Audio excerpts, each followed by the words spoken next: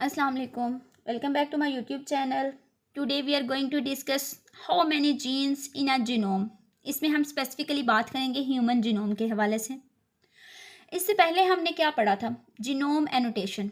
Genome annotation basically दो चीज़ों के साथ डील करती है, जीन प्रेडिक्शन और उसका फंक्शन यानी प्रोटीन। अब जीनोम एनोटेशन में हम क्या करते हैं कि हम ये भी ट्राई करते हैं हमें पता चले कि जीनोम में टोटल जीन्स कितनी हैं।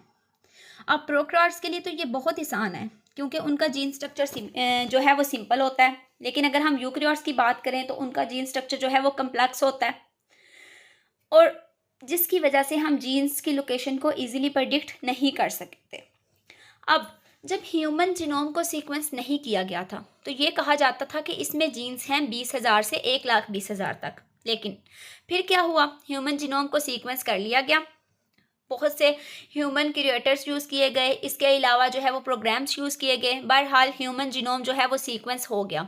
उसके बाद हमें पता चला कि ह्यूमन जीनोम में जो जीन्स है ना वो सिर्फ 25,000 से 30,000 के दरमियान हैं।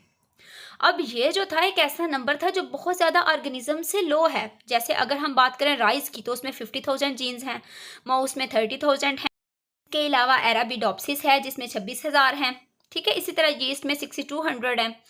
तो ये जो लो काउंट था ना उसकी वजह से बहुत ज़्यादा क्वेश्चंस आ गए कि ह्यूमन अगर सुपीरियर हैं तो उनमें जीन्स का काउंट इतना लो क्यों है, हालांकि जो राइस है उसमें जीन्स का काउंट डबल है एज कम्पेयर टू ह्यूमन। अब यहाँ पे बहुत ज़्यादा प्रॉब्लम्स हो गई कि ह्यूमंस जो हैं वो तो सुपीरियर क्रिएचर हैं अर्थ की, सो उनमें जीन्स कम कैसे हो सकती हैं।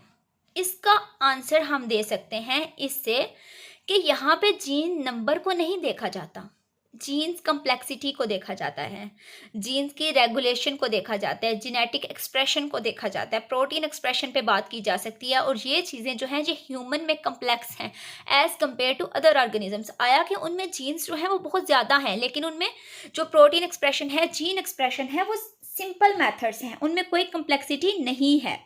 अब ये जो सारी चीज़ें हैं ना, जीन एक्सप्रेशन है, प्रोटीन एक्सप्रेशन है, जीन्स की प्रोटीन्स की मॉडिफिकेशन है, प्रोटीन्स की इंटरेक्शन है, ये जो है ये कम्प्लेक्सिटी में कंट्रीब्यूट करती हैं। सो ह्यूमन में ये हाई लेवल पे जो है वो कम्प्लेक्सिटी प्रोवाइड करती हैं, जिसकी वजह से ह्यूमन जो है सुपीरियर है as compare to other organisms, although के ह्यूमन में जो जीन काउंट है वो कम है।